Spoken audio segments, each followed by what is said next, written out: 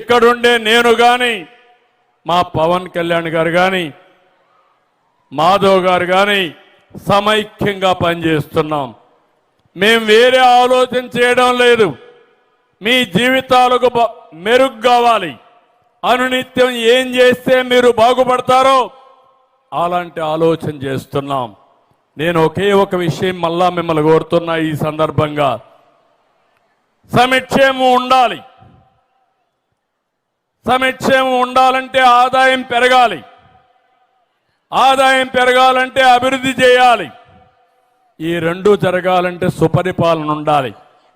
అప్పుడే ఇవన్నీ సాధ్యమవుతాయి. అందుకే మళ్ళీ ఈరోజు అంతర్జాతీయ దినోత్సవ సందర్భంగా మీ అందరికీ విజ్ఞప్తి చేస్తున్నా. నేను ఒక బ్లూ ప్రింట్ తయారు చేశా. ఇప్పుడు 1,00,000 మంది పారిశ్రామికవేత్తలు. రాబోయే సంవత్సరం మళ్ళీ మాట్లాడుకుందాం. ఆ రోజు 6 లక్షల మంది కావాలి. అల్టిమేట్గా ప్రతి ఒక్క ఇంటికి ఒక ఎంఎస్ఎంఈ పెట్టాలి. అందులో 50% మా ఆడబిడ్డలే ఉండాలి. అది నా దీక్ష, అది నా సంకల్పం. నా సంకల్పం జయప్రదం కావాలంటే నా ఆడబిడ్డలు నాకు పూర్తిగా సహకరించాలి.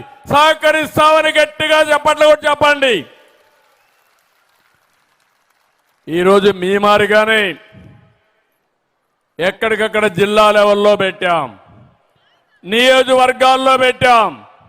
వాళ్ళందరినీ ఎక్కడికక్కడ ముందుకు తీసుకెళ్తున్నాం.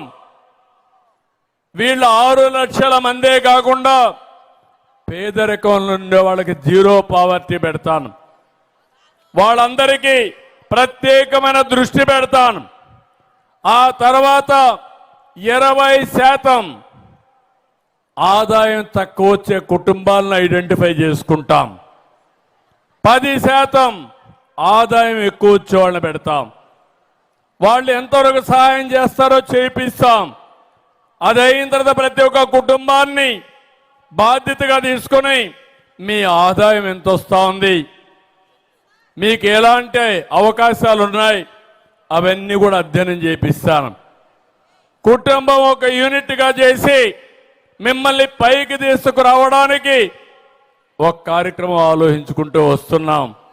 అదే మాదిరిగా ఈరోజు ఎస్సీ ఉంది, ఎస్టీలు ఉన్నారు, బీసీలు ఉన్నారు, మైనారిటీలు ఉన్నారు, ఉమెన్ అండ్ చైల్డ్ వెల్ఫేర్ ఉంది. అన్ని డిపార్ట్మెంట్లు అనుసంధానం చేస్తాం. వాళ్ళు పెట్టే డబ్బులు కూడా మా వెలుగులో ఉండే ఆడబిడ్డల కోసం ఆ డబ్బులు కూడా ఖర్చు పెట్టి మిమ్మల్ని పైకి తీసుకొచ్చే బాధ్యత తీసుకుంటాం.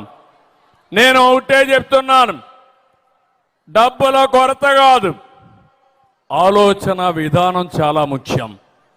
మనం సక్రమైన ఆలోచనలు చేస్తే ఆటోమేటిక్గా అన్ని కలిసి వస్తాయి. పోయిన సంవత్సరం ఒక మాట చెప్పాను, 1,00,000 మంది పారిశ్రామికవేత్తలను చూడాలని చెప్పాను. ఈరోజు 1,22,000 మందిని చూస్తున్నా. రాబోయే ఒక సంవత్సరంలో అదనంగా 5 లక్షల టార్గెట్ పెట్టాను. కనీసం 6-7 లక్షలు చేసే పరిస్థితికి వస్తారు. ఒకసారి ఒక 10 లక్షల మంది ఆడబిడ్డలు తయారైతే ఎక్కడ చూసినా మీరే కనపడుస్తూ ఉంటే, ఒకప్పుడు మీరు ధైర్యంగా ఆఫీసులకు పోతేనే ఆఫీసులు వణికాయి. రేపు రాబోయే రోజుల్లో మీరు తయారు చేసిన వస్తువు ప్రపంచం మొత్తం అమ్మతా ఉంటే మీరు ఆ దేశానికి పోయి చూసి అవసరమైతే 4 రోజులు అక్కడ గడిపి కుటుంబంతో మీ వస్తువులు ఎక్కడెక్కడ అమ్ముతున్నాయో షాపింగ్ మాల్స్ చూడగలిగితే అదే గొప్ప విషయం అని చెప్పి కూడా నేను మీకు తెలియజేస్తున్నా. మళ్ళీ ఒక విషయం కోరుతున్నా మిమ్మల్ని అందరినీ. ఈరోజు కొన్ని విషయాల్లో మీరు గుర్తుపెట్టుకోవాలి. మన చేతల్లో ఉండే పనుల్లో తప్పు చేయకూడదు. కొన్ని సందర్భాల్లో బయట పరిస్థితులు కూడా మనకు ప్రభావం అవుతాయి.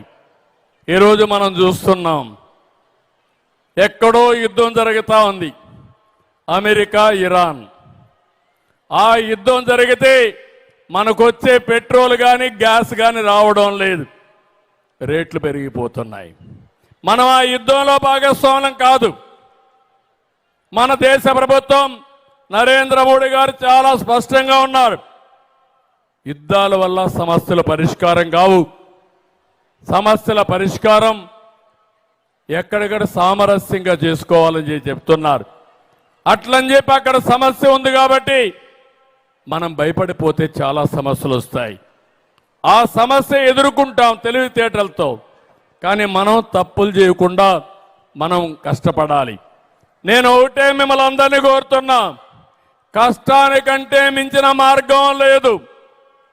ఇంట్లో కూర్చొని మీరు కానీ సోమరిపోతులుగా ఉండి గమ్మన కూర్చుంటే ఎంత ఆస్తున్నా తరిగిపోతుంది. మన కళ్ళ ముందరనే చూస్తున్నాం, పెద్ద పెద్ద సామ్రాజ్యాలు కూలిపోయినాయి. మామూలు వ్యక్తులు అసాధారణమైన వ్యక్తులుగా తయారయ్యారు. నా డాక్రా సంఘాలకు నేనే ఆలోచిస్తున్నా, మీరు మామూలు మహిళ, మీ శక్తి సామర్థ్యాలు మీకు తెలియవు. హనుమంతుడి శక్తి హనుమంతుడికి తెలియదు, రావుడికి తెలుసు. అదే మార్గన్న ఆడబిడ్డల శక్తి ఆడబిడ్డలకు తెలియదు. అది తెలిసిన అన్నగా మీ అందరికీ విజ్ఞప్తి చేస్తున్నా, మీరు గట్టిగా పనిచేయండి, మీరు ఆలోచించండి. ఆకాశమే హద్దుగా మిమ్మల్ని అభివృద్ధి చేసే బాధ్యత నాది.